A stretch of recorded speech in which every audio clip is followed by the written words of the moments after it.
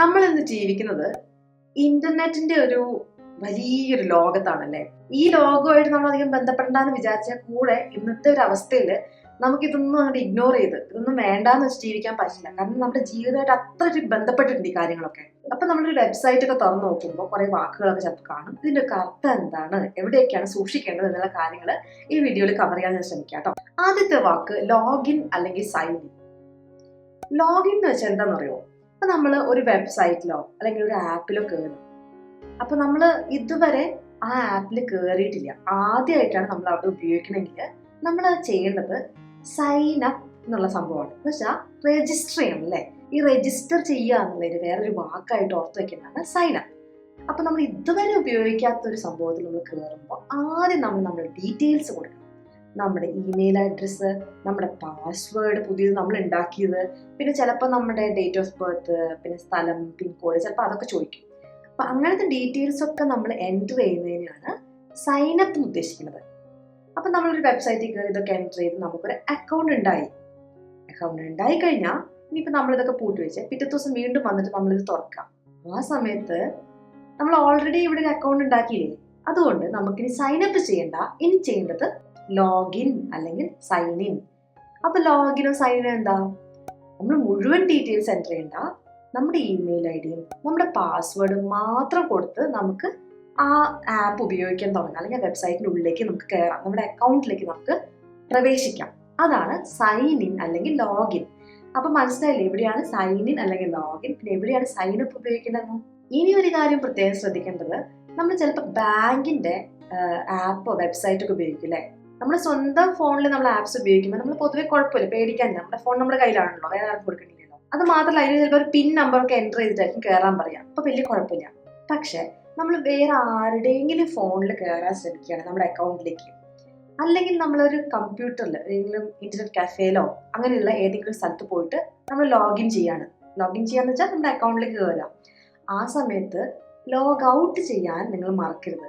കാരണം ലോഗിൻ ചെയ്യുമ്പോൾ എന്താ ചെയ്യണേ, നമ്മൾ നമ്മുടെ അക്കൗണ്ടിലേക്ക് കയറുകയാണ്. നമ്മുടെ അക്കൗണ്ടിൽ നമ്മുടെ പ്രൈവറ്റ് ആയിട്ടുള്ള കുറേ ഇൻഫർമേഷൻ ഉണ്ടാവും.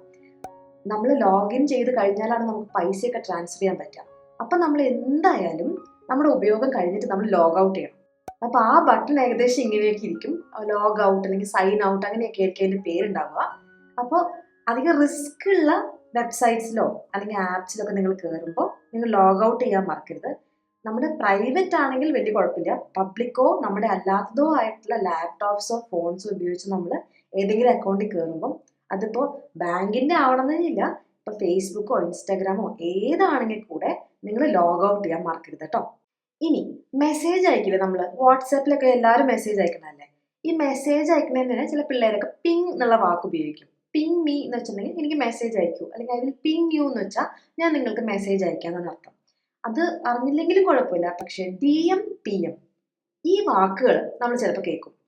ഇത് എപ്പോഴാന്ന് വെച്ചാൽ, ഒരു ഉദാഹരണം പറഞ്ഞ ഒരു ഗ്രൂപ്പ്, ഫാമിലി ഗ്രൂപ്പിന് എടുത്തോ, നമ്മളൊരു ആൻറ്റിയുടെ അടുത്ത് ചോദിക്കുകയാണ്, ആൻറ്റിയുടെ മോൾക്ക് 10ാം ക്ലാസ്സിൽ നല്ല മാർക്ക് കിട്ടാൻ ഒരു ബുക്ക് ഉപയോഗിച്ചു എന്ന് പറഞ്ഞില്ലേ, ആ ബുക്കിന്റെ ഡീറ്റെയിൽസും വില എവിടുന്നാ വാങ്ങിച്ച ഈ കാര്യങ്ങളൊക്കെ എനിക്ക് പറഞ്ഞു തരുമോ എന്ന് ചോദിക്കാട്ടോ നമ്മൾ. അപ്പൊ ആ ആൻറ്റി നമുക്ക് കുറച്ചുകൂടി ഡീറ്റെയിൽസ് പറഞ്ഞുതരാം, എന്തൊക്കെയാ വേറെ ചെയ്തതെന്നൊക്കെ പറഞ്ഞുതരാന്ന് പറഞ്ഞിട്ട് പറയാന്ന്. അപ്പൊ ഈ ഗ്രൂപ്പിലെ വേറെ ആൾക്കാർക്ക് ഇതിനൊന്നും വലിയ ഇൻട്രസ്റ്റ് ഇല്ലല്ലോ, അവർക്ക് പഠിക്കുന്ന കുട്ടികളൊന്നുമില്ല, അവർ വേറെ സിനിമയെ കുറിച്ചൊക്കെ ഡിസ്കസ് ചെയ്യാം. അപ്പൊ നമ്മൾ ഈ ഗ്രൂപ്പിൽ അങ്ങനെ വേറെ നമ്മുടേതായ ഒരു കാര്യം പറഞ്ഞ് അവിടെ മുഷിപ്പിക്കണ്ടെന്ന് വിചാരിച്ച് നമ്മൾ പറയും ഐ വിൽ ഡി എം അല്ലെങ്കിൽ ഐ വിൽ പി എം എന്ന് വെച്ചിട്ടുണ്ടെങ്കിൽ, ഞാൻ നിനക്ക് പ്രൈവറ്റ് ആയിട്ട് മെസ്സേജ് അയക്കാം, പബ്ലിക് ആയിട്ട് ഈ ഗ്രൂപ്പിൽ ഇതിനെക്കുറിച്ച് സംസാരിക്കേണ്ട, പ്രൈവറ്റ് ആയിട്ട് മെസ്സേജ് അയക്കാം, അതാണ് ഐ വിൽ പി എം. അല്ലെങ്കിൽ പി എം മീ, എന്നെ ഡയറക്റ്റ് ആയിട്ട് മെസ്സേജ് അയക്കും, പ്രൈവറ്റ് ആയിട്ട് മെസ്സേജ് അയക്കും എന്നാണ് അതിനോട് ഉദ്ദേശിക്കുന്നത്. അപ്പോൾ ഈ വാക്കുകൾ ഇമ്പോർട്ടൻ്റ് ആണ്.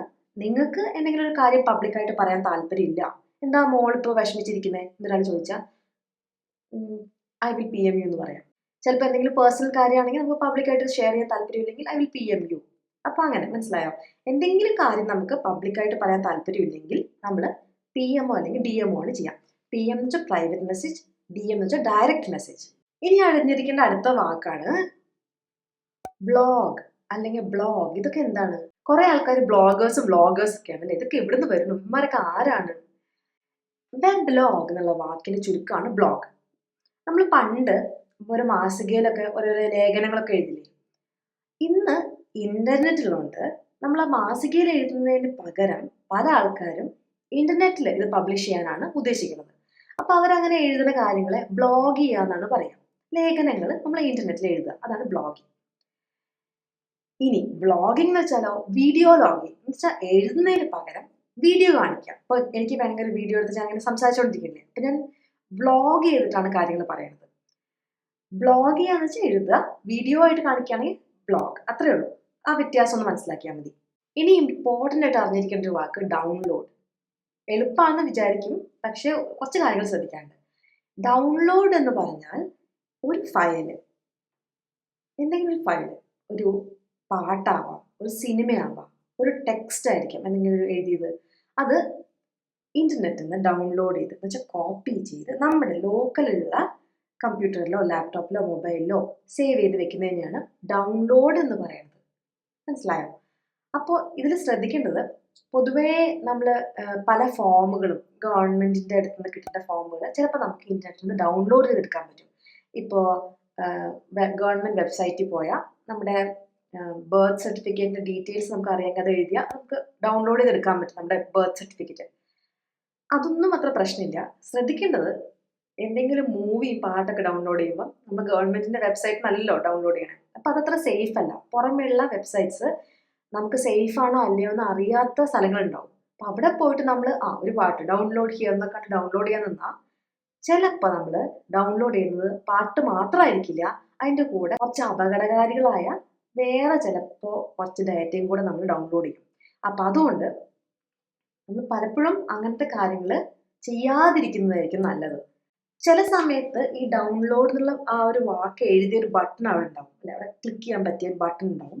പക്ഷെ ചില സമയത്ത് അങ്ങനെ ബട്ടൺ ഉണ്ടാവില്ല, ആ ലിങ്ക് ഇങ്ങനെ കളർ മാറിക്കൊണ്ടൊക്കെ ഇരിക്കും. അപ്പോൾ അവിടെ ക്ലിക്ക് ചെയ്യുകയാണെങ്കിൽ ഡൗൺലോഡ് ആവും കേട്ടോ.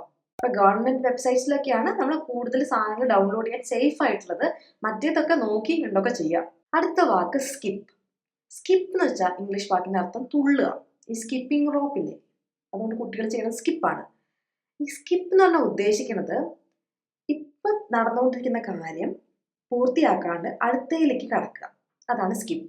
അപ്പൊ ആഡ്സ് ഒക്കെ ചിലപ്പോൾ സ്കിപ്പ് ചെയ്യാൻ പറയില്ലേ, അപ്പോൾ ഈ കാണണ്ട, ഈ താല്പര്യമില്ല, അങ്ങനെയാണെങ്കിൽ ആ സ്കിപ്പിലേക്ക് ഞെക്കിയിട്ടുണ്ടെങ്കിൽ ആ ആഡ് പോയി അടുത്ത സംഭവം വരും. ചിലപ്പോൾ അതും ഒരു വേറെ ആഡ് ആയിരിക്കാം, അല്ലെങ്കിൽ ചിലപ്പോൾ നമ്മുടെ വീഡിയോയുടെ ബാക്കി ഭാഗമായിരിക്കും അല്ലേ. ഇനി അറിഞ്ഞിരിക്കുന്നത് ആപ്പ്. ആപ്പ് എന്ന് പറഞ്ഞിട്ടുണ്ടെങ്കിൽ ആപ്ലിക്കേഷൻ എന്നുള്ള വാക്കിന്റെ ചുരുക്കമാണ് ആപ്പ്. അങ്ങനെ ആപ്ലിക്കേഷൻ എന്നൊന്നും ഫുൾ പറയില്ല, ആപ്പിനെ പറയുള്ളൂ. നമ്മുടെ മൊബൈലിൽ ഓരോരോ ചിഹ്നങ്ങൾ ഇങ്ങനെ കാണുമല്ലേ, അതൊക്കെ ഓരോരോ ആപ്സ് ആണ്.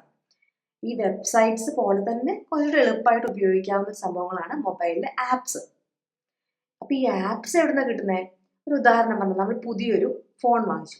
പഴയ ഫോണിൽ നമുക്ക് വാട്സ്ആപ്പ് ഉണ്ടായിരുന്നു. വാട്സ്ആപ്പ് ഒരു ആപ്പാണ് കേട്ടോ. അപ്പൊ ഈ ആപ്പ് പുതിയ ഫോണിലില്ല. അപ്പൊ നമ്മൾ എന്ത് ചെയ്യും? ആപ്സ് വിൽക്കുന്ന കടയിൽ ചെല്ലണം. ആ കടയ്ക്ക് പറയുന്ന പേരാണ് ആപ്പ് സ്റ്റോർ. ചിലപ്പോ ഇതിന്റെ പേര് പ്ലേ സ്റ്റോർ എന്നായിരിക്കും. അത് ഓരോ ടൈപ്പ് ഫോണിനെ ഡിപ്പെൻഡ് ചെയ്യും. ഇപ്പോൾ ആപ്പിളിന്റെ ഫോണുകൾക്കാണ് ആപ്പ് സ്റ്റോർ എന്ന് പറയാം. പൊതുവെ അല്ലാത്ത ഫോണുകൾക്ക്, ആൻഡ്രോയിഡ് വരുന്നത് പറയുന്നത് പ്ലേ സ്റ്റോർ. അപ്പൊ ഈ സ്റ്റോർ ഇതൊരു ആപ്പാണ് കേട്ടോ. ഈ സ്റ്റോർ എല്ലാ ഫോണിലും ഉണ്ടാവും. അപ്പൊ അവിടെ ചെന്നിട്ട് നമ്മൾ സെർച്ച് ചെയ്യാം, വാട്സ്ആപ്പ്. സെർച്ച് ചെയ്യാന്ന് പറഞ്ഞാൽ എന്താ ഉദ്ദേശിക്കണേ? ഇങ്ങനെ ഒരു ബാർ കാണും, കണ്ടോ? അവിടെ ഇങ്ങനെ ടൈപ്പ് ചെയ്യാൻ പാകത്തിന് ഒരു സാധനം ഇങ്ങനെ തിളങ്ങി നിൽക്കും. അപ്പൊ നമുക്ക് കീബോർഡ് കൊണ്ട് അവിടെ ടൈപ്പ് ചെയ്യാൻ പറ്റും. അപ്പൊ എന്താ വേണ്ടതെന്ന് അവിടെ പരതാൻ പറ്റും എഴുതിയിട്ട്. ഇപ്പൊ വാട്സ്ആപ്പ് സെർച്ച് ചെയ്യാൻ പറ്റും. അപ്പൊ നമുക്ക് ആ ആപ്പ് കിട്ടും. പേര് പറഞ്ഞാൽ മതി, നമുക്ക് ആവശ്യമുള്ള ആപ്പ് കിട്ടും ആപ്പ് സ്റ്റോറിൽ നിന്ന്. അപ്പൊ അതാണ് ആപ്പും ആപ്പ് സ്റ്റോറും. ഇനി കേൾക്കാൻ ഇടയുള്ള വേറൊരു വാക്കാണ് പോസ്റ്റ്. പണ്ടൊക്കെ പോസ്റ്റ് എന്ന് പറഞ്ഞിട്ടുണ്ടെങ്കിൽ കത്താണ് അല്ലേ. ഇന്നെന്ന് വെച്ചിട്ടുണ്ടെങ്കിൽ നമ്മുടെ ഫേസ്ബുക്കോ അല്ലെങ്കിൽ യൂട്യൂബോ എന്തെങ്കിലും ഒരു സംഭവത്തിൽ നമ്മൾ ഏതെങ്കിലും ഒരു ഫയൽ, ഒരു ഇമേജ് ആവാം, ഫോട്ടോ എന്തെങ്കിലും ആവാം, അല്ലെങ്കിൽ വീഡിയോ ആവാം, അല്ലെങ്കിൽ എന്തെങ്കിലും ഒരു എഴുത്തായിരിക്കും, എന്തെങ്കിലും ഒരു കാര്യം നമ്മൾ അപ്ലോഡ് ചെയ്യാന്ന് പറഞ്ഞാൽ നമ്മൾ അവിടെ അതിനെ പബ്ലിഷ് ചെയ്യാം. ആ സമയത്ത് നമ്മൾ പോസ്റ്റ് ചെയ്യാന്നാണ് പറയാം. ഒരു പോസ്റ്റ് ഇടുക അല്ലെങ്കിൽ പോസ്റ്റ് ചെയ്യുക എന്നൊക്കെയാണ് പറയാം. പൊതുവെ പോസ്റ്റ് ചെയ്യുമ്പം നമ്മുടെ ഒരു ഗ്രൂപ്പോ അല്ലെങ്കിൽ പബ്ലിക്കോ ആയിട്ടുള്ള ആൾക്കാർക്ക് അത് കാണാൻ പറ്റും. എന്നിട്ട് അവർക്ക് അതിൽ കോമെന്റ് ചെയ്യാൻ പറ്റും. കോമെന്റ് ചെയ്യാന്ന് പറഞ്ഞാൽ അതിനെക്കുറിച്ചുള്ള പ്രതികരണങ്ങൾ അറിയിക്കാൻ പറ്റും അല്ലേ. പിന്നെ ലൈക്ക് എന്ന് പറഞ്ഞാൽ ഇഷ്ടമായ ലൈക്ക് ചെയ്യുക, അങ്ങനെയൊക്കെ. അപ്പൊ പറയുന്നതാണ് ഇമോജി. ഇമോജി എന്താന്ന് വെച്ചാൽ, പണ്ട് കാലത്ത് നമ്മൾ പുഞ്ചിരിക്കുക, ഞാനൊന്ന് ചിരിച്ചു എന്നൊക്കെ പറഞ്ഞിട്ട് എഴുതും. ഇന്നത്തെ കാലത്ത് അത് നമ്മൾ ഉപയോഗിക്കില്ല. അതിന് പകരം നമ്മുടെ ഫീലിങ്സ് എക്സ്പ്രസ് ചെയ്യാൻ ഉപയോഗിക്കുന്ന സംഭവമാണ് ഇമോജി. ഇമോജി എന്ന് വെച്ചാൽ നമ്മൾ പൊതുവെ കാണാറില്ലേ, ചിരിച്ചോണ്ടും സങ്കടപ്പെട്ടുകൊണ്ടും കരഞ്ഞുകൊണ്ടും ഒക്കെ ഇരിക്കുന്ന സംഭവം, അതാണ് ഇമോജീസ്. ഇപ്പോ ഇമോജീസ് ചിരിക്കണതും കരയണതും മാത്രമല്ല, കയ്യ്, കാല്, ഹെൽമെറ്റ്, ഡോക്ടർ, അങ്ങനെ എല്ലാവർക്കും ഇമോജീസ് ഉണ്ടല്ലേ ഇപ്പൊ. ഇതിൽ ഒരു ഇമോജി നമുക്ക് എസ്പെഷ്യലി ഇൻട്രസ്റ്റിംഗ് ആണ്, ഫേസ് പാം. ഈ ഇമോജി ഇതെന്താന്ന് വെച്ചിട്ടുണ്ടെങ്കിൽ, ഫേസ് എന്ന് വെച്ചിട്ടുണ്ടെങ്കിൽ മുഖം, പാം എന്ന് വെച്ചിട്ടുണ്ടെങ്കിൽ കൈപ്പത്തി. അപ്പൊ ഈ മുഖത്ത് കൈപ്പത്തി കൊണ്ട് ഇങ്ങനെ വെക്കുന്നതാണ് ഫേസ് പാം. അപ്പോൾ ഇങ്ങനെ ഞാൻ ചെയ്തിട്ടുണ്ടെങ്കിൽ എന്തായിരിക്കും അതിന്റെ അർത്ഥം? ഓ, കഷ്ടം തന്നെ അല്ലെ, അങ്ങനെ പറയല്ലേ. അത് തന്നെയാണ് ഈ ഇമോജിയുടെ അർത്ഥം. ഫേസ് പാം എന്ന് പറഞ്ഞിട്ടുണ്ടെങ്കിൽ ചില ആൾക്കാർ ചിലപ്പോൾ അങ്ങനെ പറയുള്ളൂ. എന്തെങ്കിലും ഒരു കാര്യം ഒരാൾ പറഞ്ഞാൽ ഫേസ് പാം എന്ന് പറഞ്ഞാൽ കഷ്ടം തന്നെ എന്നാണ് അതിന്റെ അർത്ഥം. ഈ ഇമോജി ഉപയോഗിച്ചാലും അത് തന്നെ അർത്ഥം കേട്ടോ. ഇനി വേറൊരു വാക്ക്, നമ്മൾ പരതുക, തപ്പുക എന്നുള്ളതിന് സെർച്ച് എന്നുള്ള വാക്ക് ഉപയോഗിക്കില്ലേ.